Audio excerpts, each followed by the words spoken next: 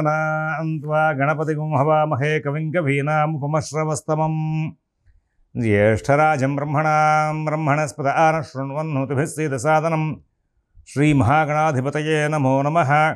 प्रणो देवी सरस्वती वाजेभिर्वाजिनीवती धीनामभित्र्यवतु श्रीमहासरस्वत्यै नमो नमः। आदित्याय च सोमाय मंगलाय बुधाय च गुरु शुक्र शनिभ्यश्च राहवे केतवे नमः।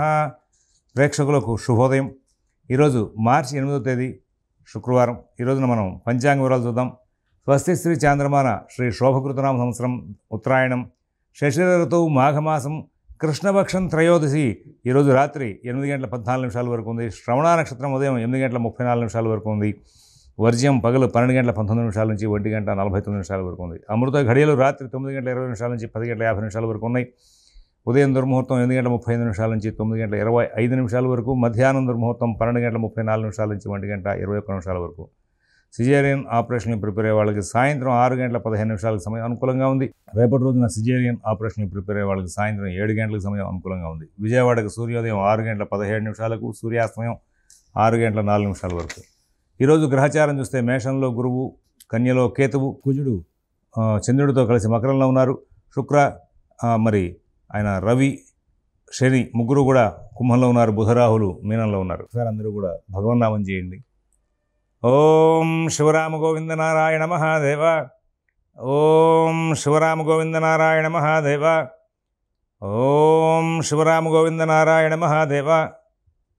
ఆంధ్రదేశంలో జన్మకో శివరాత్రి అని, అలాగే శివుడి ఆజ్ఞ లేనిదే చీమైనా కుట్టదు అని రెండు సామెతలు బాగా మనకి ఇక్కడ అనుభవంలో ఉంటూ ఉంటాయి।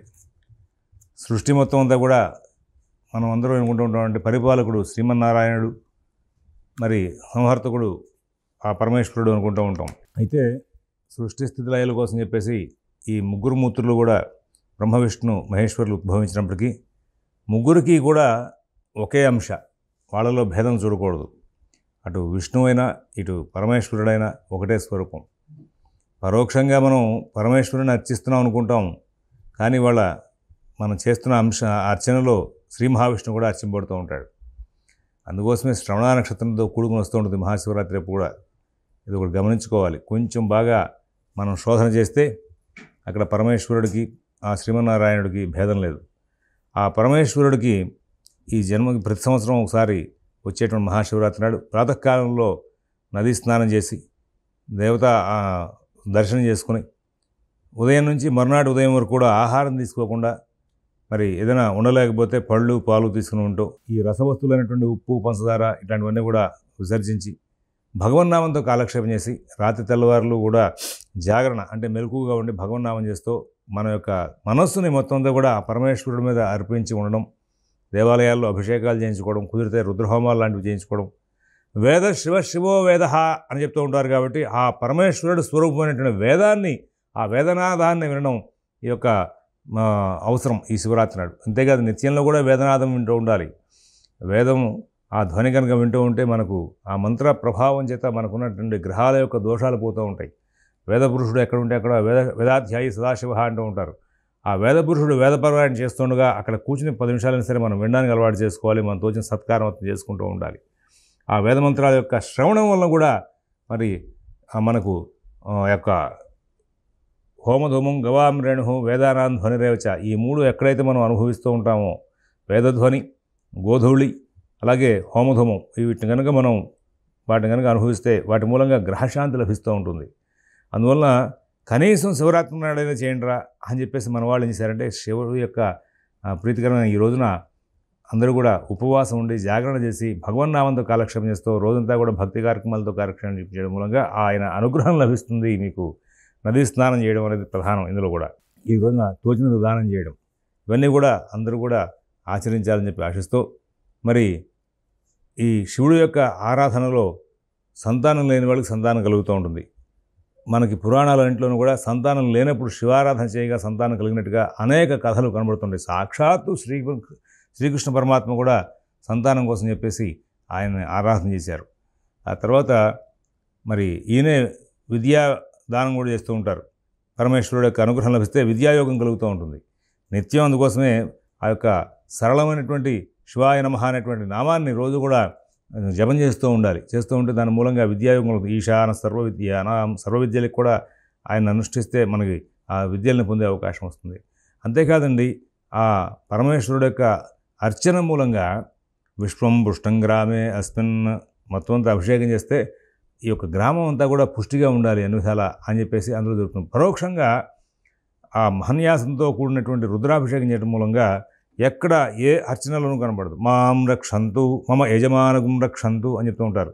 మమ్మల్ని రక్షించవయ్యా, అభిషేకం చేయించుకుంటున్నాం, ఈ గ్రామాన్ని రక్షించు అంటూ చేయించేవాళ్ళు కూడా చెప్తూ ఉంటారు. అంటే యజమాన్ని కాపాడు అని.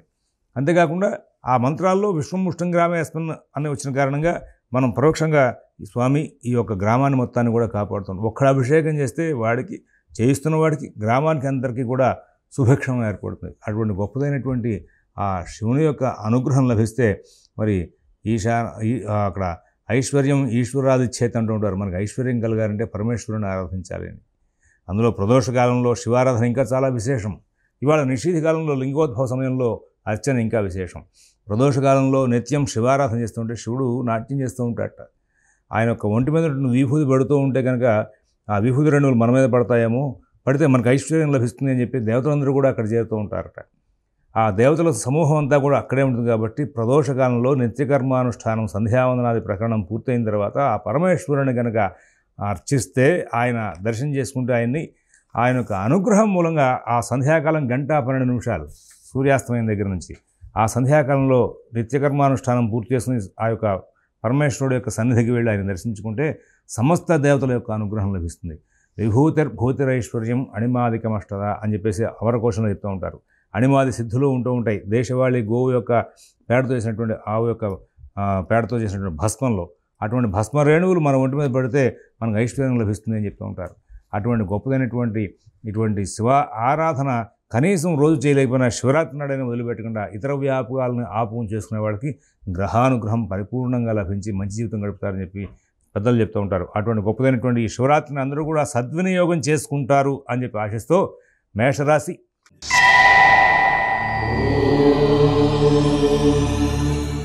ఈ రోజున మేషరాశి వాళ్ళు అన్ని కార్యక్రమాలని కూడా చాలా సజావుగా నడుపుకుంటూ వెళ్తూ ఉంటారు.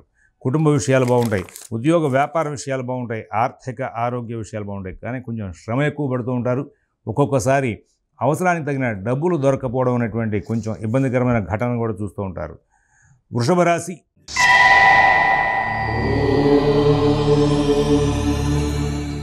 అన్ని పనులు చక్కగా నడుస్తాయి.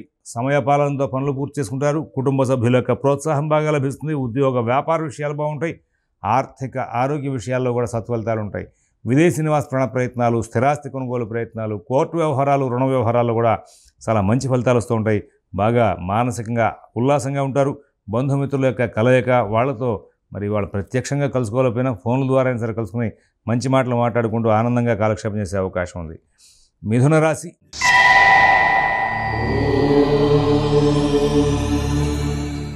ఏదో తెలియని అపవాదులు వచ్చి మీద పడే అవకాశం వస్తుంది. కొంచెం భయాందోళన వెంబడించే అవకాశం వస్తుంది. కొన్నిసార్లు మీకు అవసరానికి తగినటువంటి ద్రవ్యం దొరక్క కొంచెం ఇబ్బంది పడుతుంటారు.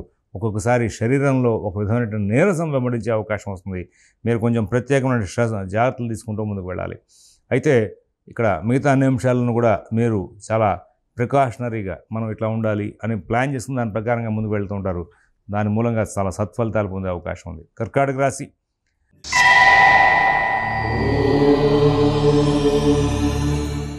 ఈ కర్కాటక రాశి వాళ్ళకి రోజువారీ కార్యక్రమాలు కొంచెం సమయపాలనతో లేకుండా నడుస్తుంటాయి. భోజనం, వస్త్రం ధారణ, తర్వాత స్నానం, ఇట్లాంటి ప్రతి విషయం, ఆఫీస్కి వెళ్ళడం రావడం, ఇవన్నీ కూడా ఏవి కూడా టైం టేబుల్ షెడ్యూల్ ప్రకారంగా నడవక ఒక ప్రోగ్రాం లేట్ అయి మిగతా ప్రోగ్రాంను ఎఫెక్ట్ చేసి మొత్తం మీద ఈ కర్కాటక రాశి వాళ్ళు అనవసరమైనటువంటి వ్యాజ్యాల్లో కూడా తలదూచుకునే అవకాశం వస్తుంది. చేయాల్సిన పనుల కంటే ఇతరమైన వ్యవహారాలు చేసి కొంచెం చికాకులు తెచ్చుకునే అవకాశం వస్తుంది. సింహరాశి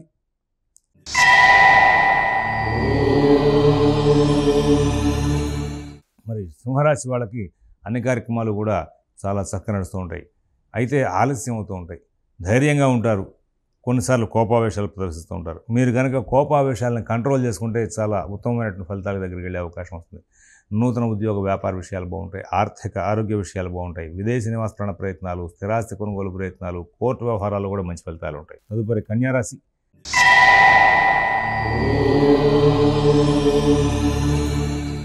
అన్ని కార్యక్రమాలు చాలా చక్కగా నడుస్తూ ఉంటాయి. సజావుగా అన్ని పనులు పూర్తి చేసుకుని ముందుకు వెళ్తారు. ఒక్కొక్కసారి కొన్ని పనులు ఆలస్యం అవుతూ ఉంటాయి. అయినప్పటికీ కూడా తెలివిగా వాటిని సరి చేసుకుని ముందుకు వెళ్తారు. ఒక్కొక్కసారి డబ్బు ఖర్చు బాగా అవుతుంటుంది. దానికి సంబంధించినటువంటి ఆర్థిక లాభాలను కూడా పొందుతూ ముందుకు వెళ్ళే అవకాశం వస్తుంది. మరి ఈ కన్యా రాశి వాళ్ళకి ఒక్కొక్కసారి ఏదో నాకు శరీరంలో అనారోగ్యం ఉందేమో, ఏదో ఇబ్బందికరంగా ఉంది అనేటువంటి భావన కలుగుతూ ఉంటుంది. పెద్ద స్థాయి ఆరోగ్య సమస్యలు లేకుండా కాలక్షేపం చేసే అవకాశం ఉంది. తులారాశి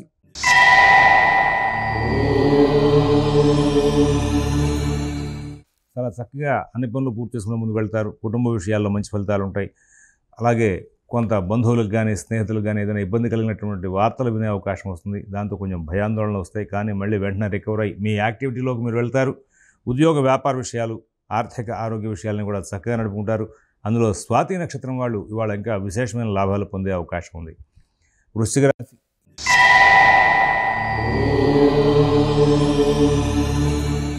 ఈ వృశ్చిక రాశి వాళ్ళకి అన్ని పనులు కూడా సజావుగా నడుస్తూ ఉంటాయి. కుటుంబ సభ్యుల యొక్క అనుకూల స్థితి బాగా ఉంటుంది. కొంచెం జ్యేష్ఠ నక్షత్రం వారికి మాత్రం ఆరోగ్య విషయంగా చిన్న చిన్న చికాకులు ఉండడం, పాత సమస్యలు ఏమైనా ఉంటే అవి తిరగబెట్టడం జరుగుతూ ఉంటుంది. మరి మిగతా వాళ్ళందరికీ కూడా అనుకూలమైన ఫలితాలు ఉన్నాయి. ఉద్యోగ విషయంలో మంచి ఫలితాలు ఉంటాయి. వ్యాపార విషయంలో మంచి ఫలితాలు ఉంటాయి. కోర్టు విషయాలు, అలాగే షేర్ వ్యాపారులకు, విద్యార్థులకు అందరికీ కూడా ఇవాళ సాధారణమైన ఫలితాలతో కాలక్షేపం జరిగే అవకాశం వస్తుంది. ప్రయాణ విషయాల్లో కూడా చాలా ఆనందంగా కాలక్షేపం చేస్తూ ఉంటారు. కొంతమంది పుణ్యకార్యాలు, శుభకార్యాల్లో పాల్గొంటూ ఆనందంగా ఉంటారు. ధనురాశి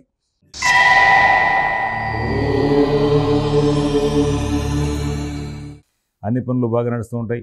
చాలా చక్కగా ముందుకు వెళ్తూ ఉంటారు. కొత్త పెట్టుబడులు కానీ కొత్త వ్యవహారాల జోలికి కానీ వెళ్ళొద్దు. మిత భాషణ, ఓర్పు, నేర్పు ప్రదర్శిస్తూ ముందుకు వెళ్ళండి. విదేశీ నివాస ప్రయత్నాలు, స్థిరాస్తి కొనుగోలు ప్రయత్నాలు, కోర్టు వ్యవహారాలు, రుణ వ్యవహారాల్లో కూడా చాలా అద్భుతమైనటువంటి ఫలితాంశాలు తీసుకుంటూ ముందుకు వెళ్ళే అవకాశం ఉంది. మకర రాశి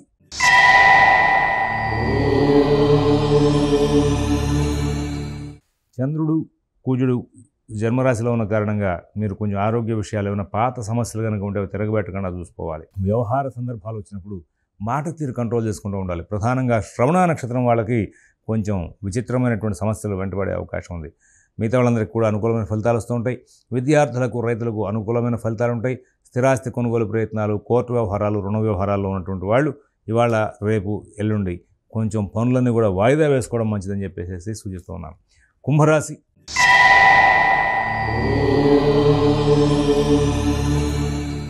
అన్ని పనులు చక్కగా నడుస్తుంటాయి. కానీ ఆరోగ్యం సహకారంగా లేనట్టుగా అనిపిస్తుంటుంది. మీ మాట తీరు ఎదుర్కొన్న వాళ్ళు సరిగ్గా రిసీవ్ చేసుకోక ప్రతిదానికి కూడా నెగిటివ్ యాటిట్యూడ్ చూపించే అవకాశం వస్తుంది. దాని మూలంగా కొంచెం మీరు స్పర్ధలకి దగ్గరయ్యే అవకాశం వస్తుంది. మీకు, మీ స్నేహితులకు కానీ, కుటుంబ సభ్యులకు కానీ, అలాగే కుటుంబ సభ్యులకి మీకు పరస్పరం మానసిక అవగాహన లోపాలు పెరిగి కొంచెం చికాకులు పుట్టేటువంటి రోజు ఈరోజు. కొంచెం జాగ్రత్తగా ఉండాలి. వాహనాలు నడిపేటప్పుడు జాగ్రత్తగా ఉండాలి. ప్రయాణ విషయాల్లో తగు జాగ్రత్తలు తీసుకుంటూ ఉండాలి. ఎవరి వ్యవహారాల్లోనూ కలగజేసుకోవద్దు అని చెప్పి ప్రత్యేకంగా సూచిస్తూ ఉన్నాం. మీనరాశి